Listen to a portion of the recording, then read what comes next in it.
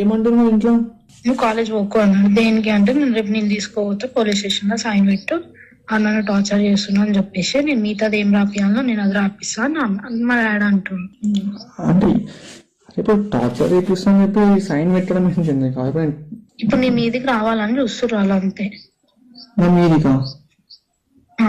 అదే దేనికి? ఇప్పుడు ఆల్రెడీ అప్పుడు మాట్లాడినాము, అయిపోయింది, మళ్ళీ ఇప్పుడు ఎందుకు అంటున్నావు? ఏమో అంటే ఎవరు ఇప్పుడు డాడీకి? ఇప్పుడు డాడీ చేస్తుండా?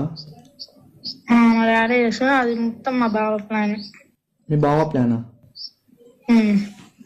నిన్న సాయంత్రం మంచిగా ఉండు. సరే ఇప్పుడు ఏమైనా ఉంటే మరి మీ బావ నాకైనా ఫోన్ చేయాలి కదా. ఇప్పుడు అది మళ్ళీ ఏమైంది రాబోయే ఇది అని చెప్పి నన్నైనా అడగాలి కదా. ఏం అడగలే కదా, అదే కదా నా ప్రాబ్లం. ఏం చెప్తలేదు, ఏం చేస్తలేదు, నన్ను ఇట్లా పెట్టమంటారు.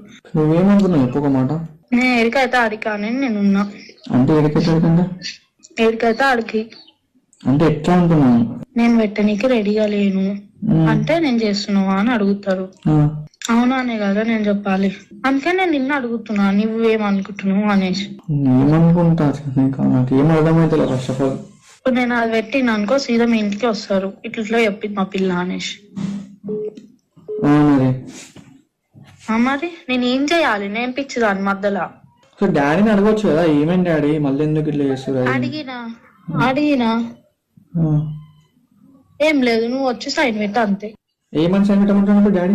వాళ్ళంతా రాసి పెడతారంట, నువ్వు ఉత్తే అవును నన్ను టార్చర్ చేస్తున్నావు అని చెప్పి నువ్వు సైన్ పెట్టు అంతే. ఇంకా నువ్వు ఒక్క మాట మాట్లాడు, దాడికి వచ్చి గాయ కూడా చేయొద్దు. నువ్వు ఒక్క మాట కూడా నువ్వు ఎక్కువ మాట్లాడు దాడి వచ్చి అని చెప్పి అన్నాడు. అంటే ఏం చేద్దాం అనుకుంటారు? అంటే నా లైఫ్ స్పాయిల్ చేద్దాం అనుకుంటారు అంటే ఏంటి? ఆ రోజే అన్నారు. ఏమని? నేనైతే వదిలా నరసింహమ్మ, మీరు వదిలేసినా సరే నేనైతే వదిలా అని అనేసి అన్నాడు మా బావ. అంటే నన్ను కూడా అన్నాడు, మీరేమన్నా చేసుకోరి, నేనైతే ఇద్దరిని వదిలా, ఇద్దరిని అని అన్నాడు. అయితే నేనన్నా అవును మీకు మనుషుల మీద ఎప్పుడు ఉందని, ఇప్పుడు మీకు అసలు మనుషులు అంటేనే విలువలేదు మీ ముఖాలకి అని నేను ఒర్రినా. నమ్ముడు ఏమంటలేదా?